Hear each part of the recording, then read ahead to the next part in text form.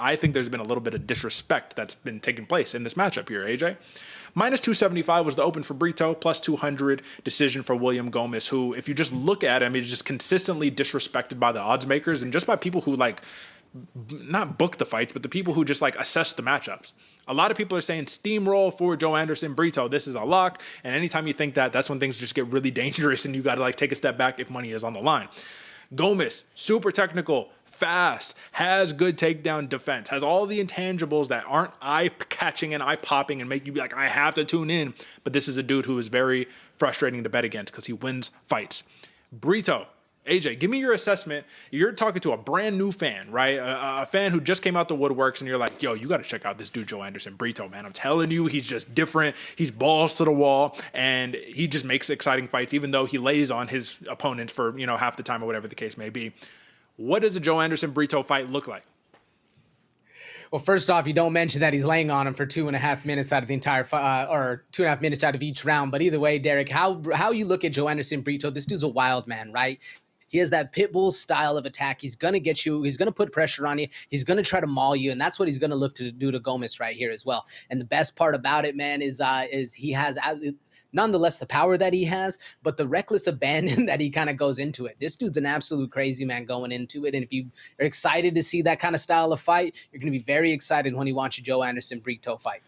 And when you look at the stats, right, it's not crazy, but he is landing a takedown in just about every single fight, which makes it really interesting for me because I'm saying, okay, well, let's take a look at William Gomis, right, and let's just see how many takedowns a fight has he given up.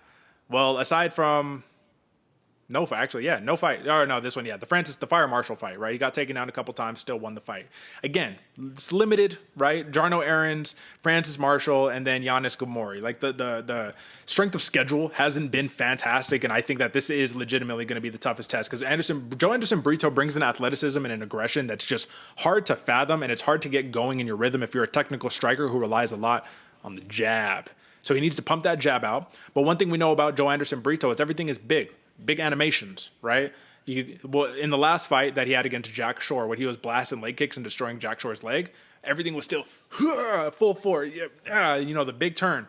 What happens when you do the big turn, AJ? You're open, your hands are down, you're leaving yourself vulnerable to attack. And that's where William Gomis, that's where he thrives. I believe his nickname is the Jaguar, if I'm not mistaken. That's neither here nor there. But the point is, I say all of this because William Gomis is a lot more live than I think people think. Brother, talk to me.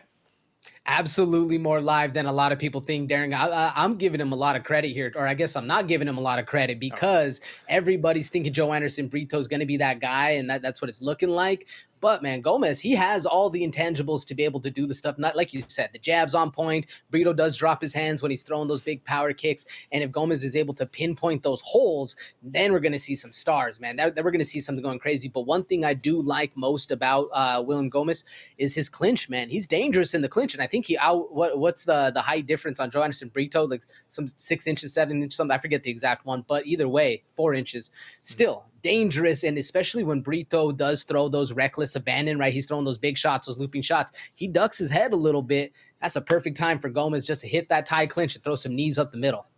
5 finishes in a row for William Gomis. 7 finishes in his last 10 fights right here, man. Like, the dude shouldn't be as discounted as he is, and I just don't get it. So, again, Joanderson Brito minus 310 favorite as it stands right now. If you're looking at the comeback for William Gomis, you're looking at what are you looking at? Wow, man, plus 245 for William Gomis.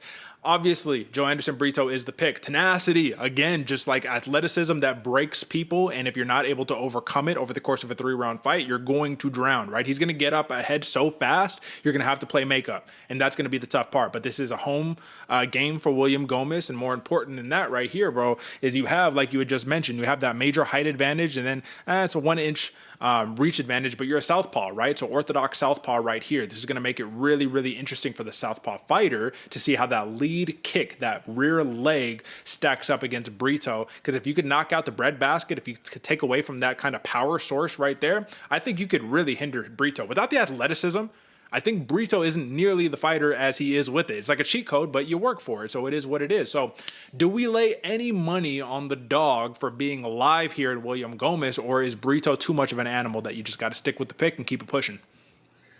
I like the pick, Derek, but I do say, there's always the chance, especially because Joanderson Brito gets careless in the way he's throwing his shots. Gomis is a sniper, man. He can hit those shots. And like you said, 5 finishes out of the last 7 fights. This guy can get it done. So I do think there's a little bit of money to hedge right there. I'm not saying hedge it on that plus 650 TKO, although that might be the best way he's going to be able to win this fight. But look at that money line. What'd you say? Plus 245? Man, that sounds good to me if you're looking just to throw a little hedge on it. Final pick. It's clear. Joanderson Brito. I'm not sure if minus 310 is the line that you want to play. I do feel comfortable throwing him in a couple of parlays, but Brito through and through is the pick, correct? Absolutely, Derek. Like you said, parlays might be the best way to go for him. I like the decision if I'm forced to pick a prop. All right. Say no more.